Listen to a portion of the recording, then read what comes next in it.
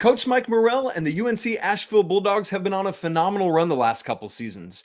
Drew Pember, the best player in program history, is gone, so it's time to turn the page and look ahead to 24-25.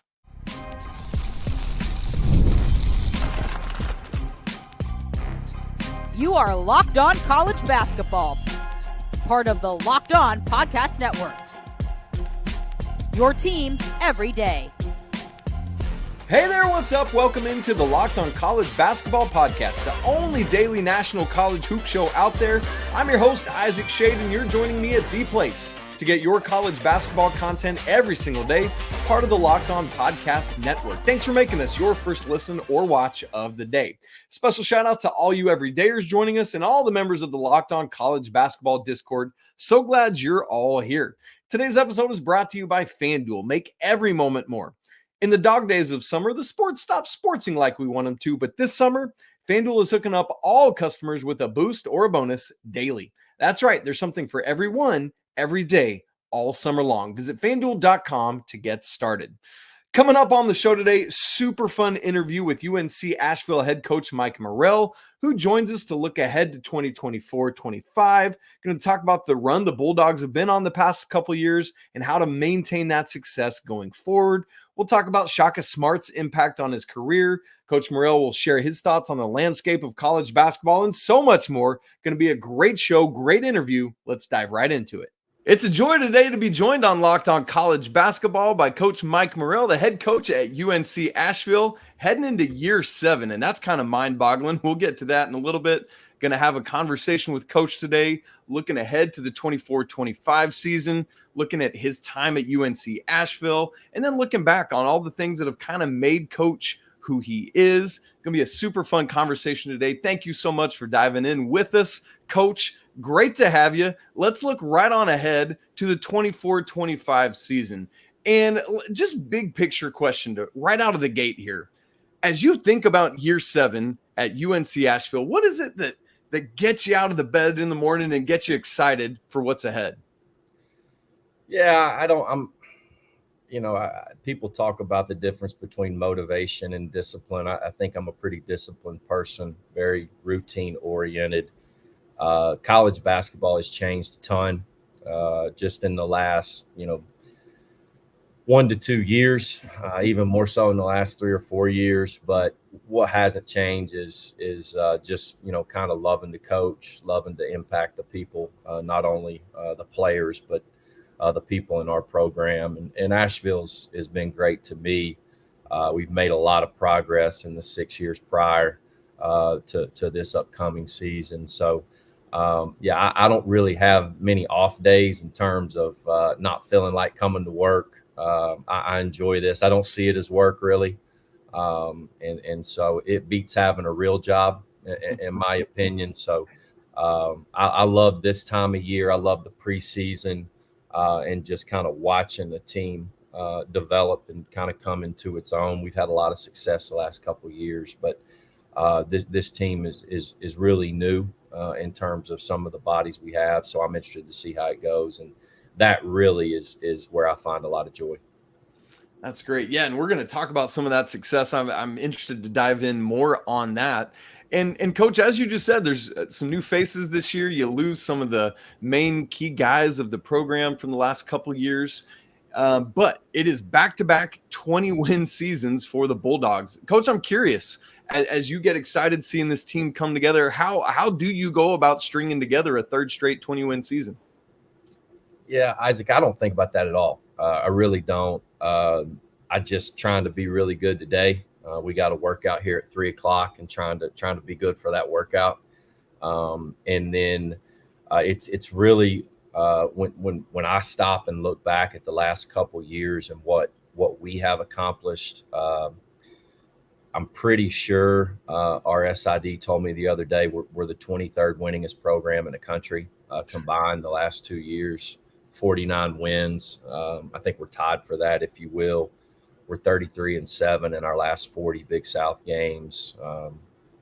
So I'm really proud of that. I hope that it's not just about that, because we've had a lot of kids go through here and graduate and Tajon Jones is doing really well overseas. LJ Thorpe's doing really well.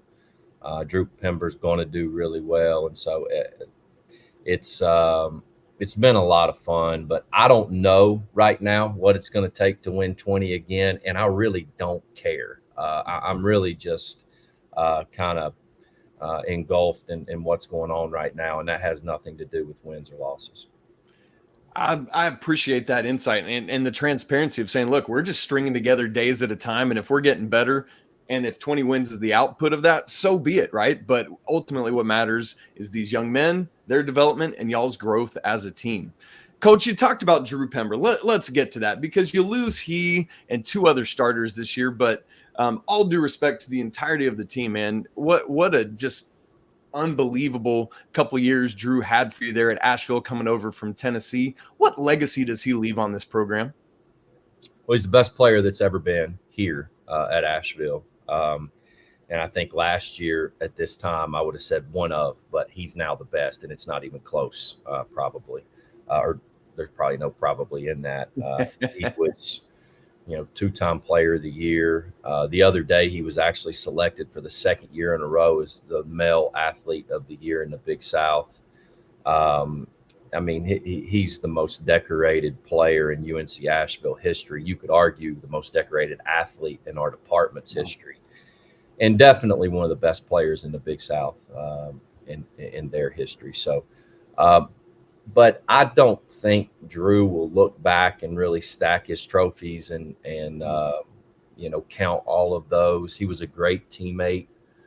He just happened to coincide with the winningest period in UNC-Asheville history. And so I think that's what he will, he'll look back and be the most proud of. He just got engaged. I mean, it's way bigger than just him. And I've always really appreciated that about him. And that's a credit to his family and how he was raised. We just kind of, got him here, gave him an opportunity, and he took the most of it. Yeah, that's, man, what a guy. And you love that it is beyond just the talent on the court. I've heard you talk before about, man, that really is what we're looking for, is not just a skilled otherworldly basketball player, but guys who are gentlemen and want to bring in and do this thing. So, Coach, we're looking ahead some to this year.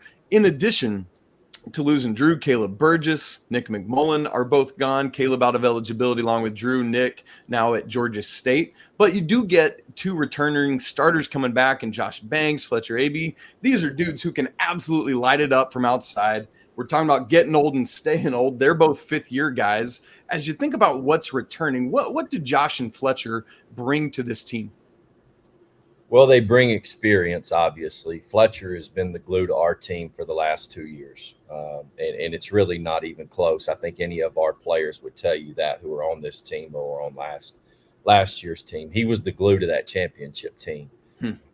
He does so much that doesn't show up in a stat sheet. To have him back is, it makes my job a lot easier. Josh is a kid who I thought had a terrific year last year. There are two top returning scorers, both double-digit scorers, but the most talented kid in our program, and it's not even close, is Toyaz Solomon. And if you look back, Toyaz started, I think, the last 8 or 9 games of the year for us last year, just because he deserved to. It kind of became undeniable that his head coach needed to put him in the starting lineup.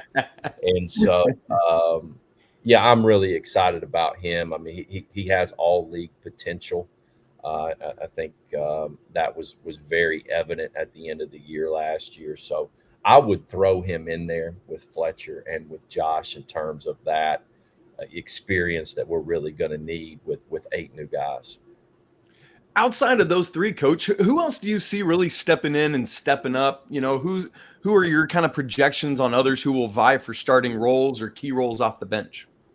I don't know, Isaac. I mean, Justin Wright is probably the most experienced and accomplished player that we have outside of our returners in terms of coming in here and being, new to our team. He can really score. He can play on and off the ball. So we've not really had a player like him who can score at that position since really Devon Baker, which was my third year, but even they're quite different.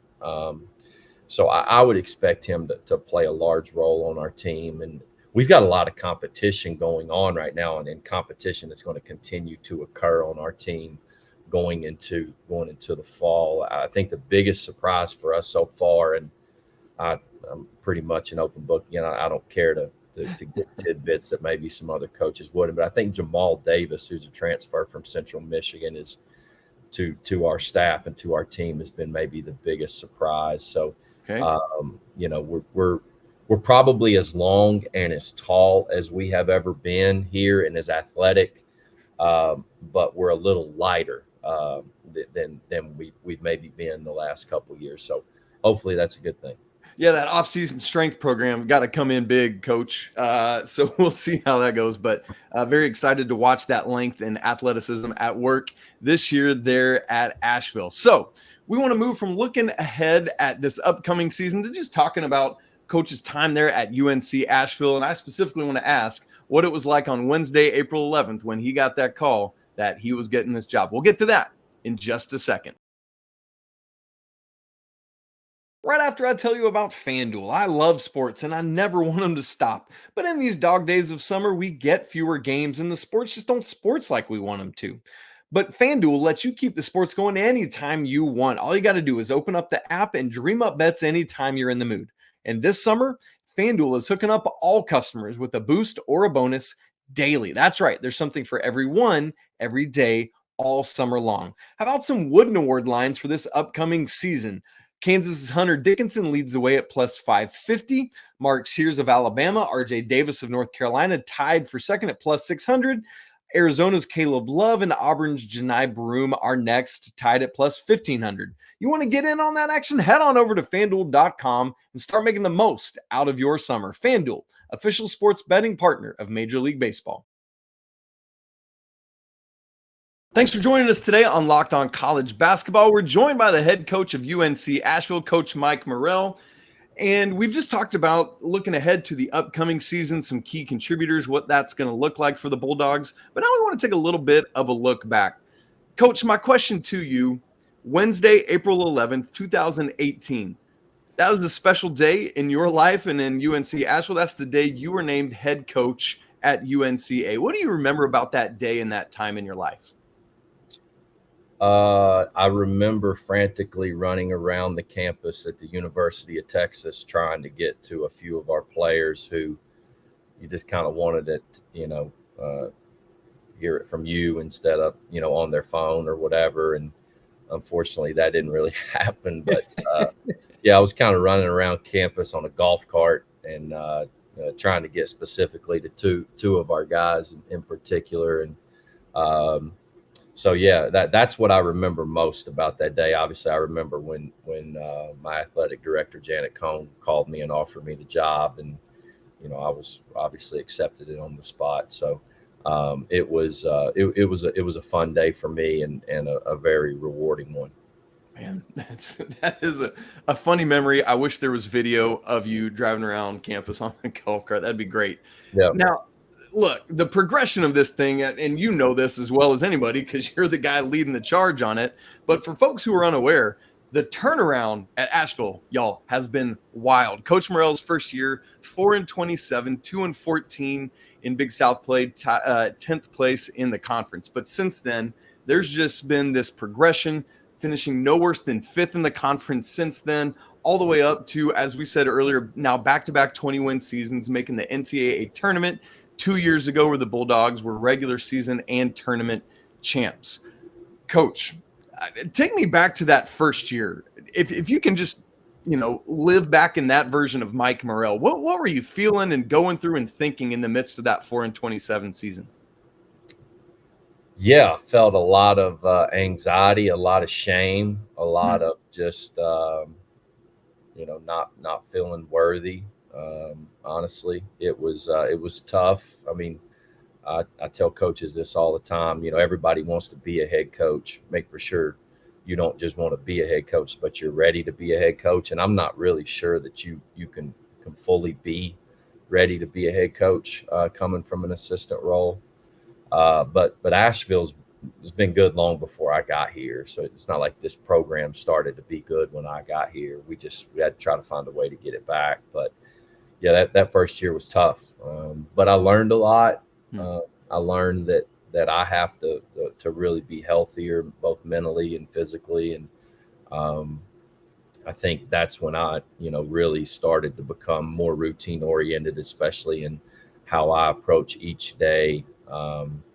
And so not that that's why we got better, but it was definitely why we started to grow, started to make better decisions as a head coach. And yeah, I mean, I wasn't very good, quite frankly, and I'm okay with saying that now. And I'm not sure I'm very good now, but I'm more confident in our program and myself as a head coach. I'm more confident in allowing others around me to work. I've got a really, really good staff, way better than I deserve. That help. That really, really helps. I mean, you're nothing if you don't have support around you. And then I just had an athletic director and support here at Asheville where, they had no idea what it was like to only win 4 games in a year, because Nick McDevitt and Coach B had just crushed it here.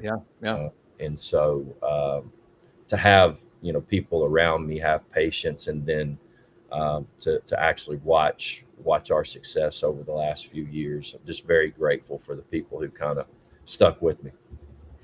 And I mean, it was a pretty quick turnaround of that next year, jumping by 11 wins up to 15. If I remember correctly, I read there were like only 4 teams in D1 that entire year that had a double-digit leap in terms of wins from the previous year.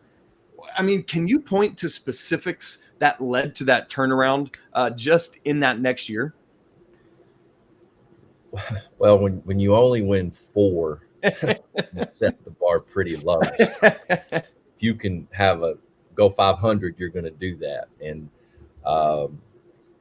yeah, I mean, I think about midway through my first year, Mike Rhodes had a really impactful conversation with me, who's like a big brother in this thing to me. And he was like, just make for sure you're focusing on a few things. And so about midway through our first year, I quit worrying about wins and losses. I quit. Like we weren't very good. And we just needed to continue to grow every day. And so we really focused on just a few things, whether it was in practice or even game day shoot arounds, like just to grow and to get better. And I think the biggest thing too, Isaac, is we were able to keep the best players in our program. And that year we had Tajon Jones, LJ Thorpe, Devon Baker, and Cody Jude, those 4 guys. And so those 4 guys really helped us move the needle going into year 2.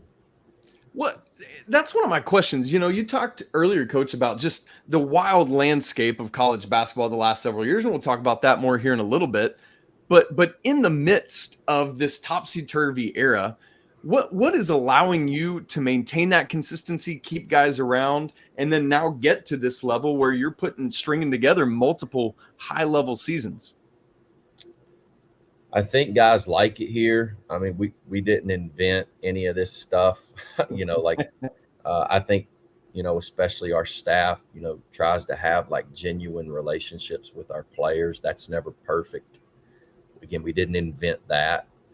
But I do think most of the players who want to be good, want to have a relationship with their coaches. I hope that we spend as much time around them as almost anybody in the country, and like meaningful time. I'm not just talking about just time on a clock. I think that helps. Fletcher Abey, decided to come back this year. Drew Pember last year. Tajon Jones the year before that. And so it's 3 years in a row where we've had a really, really good player choose to come back into our program when maybe they didn't have to. Fletcher and Tajon both graduated and chose to come back. And so, that ability to retain some of these guys. One, I think we've been pretty fortunate there, but two, I think they genuinely enjoy being here, and so winning helps. But yeah, I don't know that it's one particular thing, but I hope it's more about the relationships is why they're choosing to not to leave our program. Man, and I hope people hear that, right? Like in an era where we're talking about the money and the NIL packages and everything. At the end of the day, man, this is about being connected with other human beings, both on and off the court. And I'm grateful to you and the staff for modeling that for us. So, Coach, that said, that's where I want to go next. We're going to talk about how are you at Asheville at a mid-major navigating through this era of NIL, of transfer portal, and as we get into this last year of COVID eligibility. We're going to get to that conversation in just a second. Right after I tell you about eBay Motors, passion, drive, and patience. The formula for winning championships is also what keeps your ride or die alive. eBay Motors has everything you need to maintain your vehicle and level it up to peak performance. From superchargers to roof racks, exhaust kits to LED headlights, and more. Whether you're into speed or power or style, eBay Motors has everything you need. With over 122 million parts for your number one ride or die, you'll always find exactly what you're looking for. And with eBay Guaranteed Fit, your part is guaranteed to fit your ride every single time, or you get your money back. Why? Because with eBay Motors, you're burning rubber, not cash. With all the parts you need at the prices you want, it's easy to make your car the MVP and bring home huge wins. So keep your ride or die alive right now at ebaymotors.com. Eligible items only. Exclusions apply. eBay Guaranteed Fit only available to U.S. customers. Earlier in our conversation, Coach Morrell talked about the landscape and how much it's changed in the last 3 to 4 years. And that's a great time frame because that takes us back to COVID. And now in that time frame, we've had this crazy culmination of an extra year of COVID eligibility, which we're moving into the last year of that. Thank goodness. Roster construction has never been wilder. Now we have NIL and transfer portal. And so, Coach, I kind of want to take those a little bit one at a time, but I know they ultimately all dovetail together right now. As you think about how you guys are handling NIL there at UNC-Asheville, or maybe bigger picture, just doing it at a mid-major level, what are some of the ups and downs of that you experience? I don't know if there's really any ups and downs. I think for us, we just have to continue to decide what we want to deal with, what we're willing to put up with. I think at the end of the day, NIL is, it's good for players. I'm all for that. But obviously you still want to try to find players who understand what winning looks like and bring those guys into your program. I don't know how many, programs in the Big South have a collective or all that, but I know for us, like if that's the number one thing for that particular, student athlete in terms of prospective student athlete, it's probably not going to work here. Because I think you got to know who you are. But we've been, tried to be aggressive in that market in terms of our, program and just trying to find the people who fit us. I think you can still do that. Like, it's you can still try to find the people who fit you, and they can still, see all the things that they desire also come to fruition. But there's been so much change in our sport over the last few years. It's almost crazy to think about, but it's been very pro student athlete, which I think is exactly what we're trying to achieve. But there definitely are some days where you're like, wait, what's the rules on that? Yeah. But I would be lying if I didn't say there's some days, Isaac, where I don't miss my days as a Milligan Buffalo, where we, it's just like, hey, we're got practice today at 4 and then we got study hall and all that stuff. So, it's an ever changing landscape, and there's much more to come. Yeah, that's a great point at the end of that there, that this thing clearly isn't done, and hopefully we can get some more regulation and understanding so that you as a head coach aren't having to say, now, what are the rules? How do I navigate this? That's probably not the best place for any of us to be. Now, obviously, another part of this is transfer portal. Coach, obviously, something that I think is known about you around the country is like thinking even back to your time at Texas and what a dynamic recruiter you are, and bringing in all those great classes for Coach Smart. And I have to imagine that has enabled you to just your abilities as a recruiter to navigate the transfer portal well and utilize that to your advantage there at Asheville. As I look back on starting lineups, the one that you most used last year was entirely made up of transfers. And it's interesting, like I think, talking about Texas, Coach Smart notoriously isn't really diving much into the transfer portal at Marquette. And so there are different ways clearly of handling this thing. What is working well for you? Yeah, I mean, the transfer portal's been good to us. And I think 10 years ago, if you were in the transfer portal, it was almost like, it's like, oh my gosh, what's wrong with them? What have they done? Obviously, that's not the case anymore, nor was it the case then, really.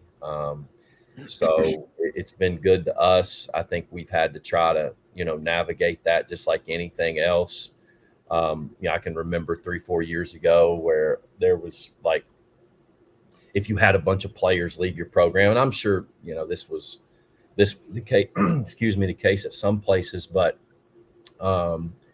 it's like you're doing something wrong. Now everybody's got people leaving, and especially with the ability to transfer as many times as you want to. I wish there were more education for the players who do transfer. I mean, I saw this a ton this spring, players just leaving. And then it's like, you understand that like you're going to have a hard time being eligible anywhere, right? Like you still got to meet your progress towards degrees and all that stuff. And you're not just leaving with and not have to meet these standards that the NCAA set. So, we've navigated it, I think, about as well as we could. We've obviously been very active. I think for us, we're still adapting. If you're not adapting, whether it be to NIL or the transfer portal or whatever, in my opinion, you're going to get left behind. I'm not saying that you have to do that. You just have to continue to adapt. And so, yeah, it's been good to us. But I also think, what we try to find in any recruit, we're still trying to find in the transfer portal and make for sure we're taking the right people. Recruiting is an inexact science. It just is. With the portal, it just happens much, much quicker than it does in high school recruiting. Yeah, I always like to say the portal is like a microwave version of the crock pot that you get with high school guys typically. I mean, it's wild for you guys. I can't imagine having to live in that world and figure it out. Like you said, it is an inexact science. Coach, you talked about that help in education. Where does that come from? Should it be at the NCAA level? Should schools or conferences be doing it at that level? Where do you think that could come from? Probably all the above. I don't know. I'm a coach. I'm not trying to be the commissioner of a league. I just know that as a coach, you're on the front lines, and it happened a lot this spring where it's like, you're almost educating that particular recruit on like, you need to go back. You need to maybe think this over, man. Like, because right now you need X amount of hours, or you're this far behind or whatever, particularly these guys who were trying to go to 3 and 4 different schools. And I don't know that it's anybody's fault, but I think there's like this misconception that they can just leave whenever they want. And they can, they can leave. But leaving and being eligible are two completely different things. And so we should be a lot less surprised when we hear player X can't get into to school B because of academics and transcript stuff. That makes a ton of sense. Coach, earlier you talked about Coach Rhodes and some conversations you've had with him. Obviously, he's now the head coach at Penn State. You had your time with Coach Purnell at Clemson, with Coach Smart, both at VCU and then at Texas. You talked about Milligan. We'll get there in just a second, but that, your time with Coach Wallingford, even learning under him as a player. What do all these men, what have they poured into you, and what have you taken away from them? Yeah, there's not enough time in the day. I really didn't have I didn't have much of a relationship with my dad for large parts of my childhood. I think the men in my life that I respected the most were coaches, mentors, and so for me, that's if I really look back into my background, it's probably why I fell in love with sports, the most. The coach that I respected most and still to this day do was my high school football coach. Growing up in Elizabethton, Tennessee, and I only played for him really for 1 year. And I think that's the impact that coaches can have on players. And still to this day, I've never met a man who was more feared and respected and loved. And that's 3 boxes really, really hard to check than my high school football coach. And so, but yeah, then as I went on into coaching, obviously there's no person that's impacted my career and really my life more than Coach Smart, because I get none of these opportunities without him giving me really, in my opinion, my first opportunity. Yeah, man, again, it's really who I've worked for, who I've worked with, from Coach Rhodes to Coach Smart to, back when I was still playing. Yeah, that's great stuff. Thank you for that insight into your life. And I think that takes us to our final question. Then we'll get you out of here. Thank you for your time. A neat part of this conversation, folks, Coach Morrell talked about being a Milligan Buffalo. This is Milligan College, or now Milligan University, which incidentally enough is both of our alma maters, where I went on a baseball scholarship, ended up playing tennis. Coach Morrell was there obviously as a basketball player, also played golf. For those who are unaware of that, our head basketball coach was also our head golf coach there, Coach Tony Wallingford. And so, Coach, I'm just, as you said, you just grew up right there in Elizabethton, Tennessee. By the way, for those who don't know, home of Jason Witten as well. It's a hotbed, y'all. As you think back to Elizabethton, as you think back to Milligan College, we'll still call it, because that's what it was when we were there. What do those places mean to you? Yeah, I laugh sometimes. I think I'm 6'1", 205, but when I talk about where I'm from and particularly Elizabethton and Milligan, I think I grow to about 6'4", 250, just because I, become more confident and really proud of where I'm from. I only live about a little over an hour away now, and I just was extremely fortunate to grow up in a town where you really were raised by the town as much as you were your family, and that's, I understand it's probably not the norm, and like you say, one of my best friends, from childhood is Jason Witten, and one of his sons is my godson. We laugh about it, talk about it. It's just, we just had this really, really very fortunate upbringing in a place that, one, loved athletics, they loved sports, but it was the bringing together of an entire community. And I still go. It's funny, I texted with Ryan Witten this morning trying to get their football schedule, because I go to a game or two a year just because I love it, I enjoy it. It's a reason to go back home. And you'll know that Eat at Pals. Remember Pals? Oh, yeah. So I need me a peachy tea. That sounds so good right now. Yeah, Eat at Pals and have a doctor enough. And so anyway, I just love it. It's really, really a special place. And it's one of the reasons why I went to Milligan, because I enjoyed home, and I had no ambition. I mean, that's a whole nother story. I had no ambition to be a college coach. I had no ambition to leave Tennessee. And then really towards the end of my college career, there were some things just personally that occurred, and I just kind of wanted to try this college thing, and here we are.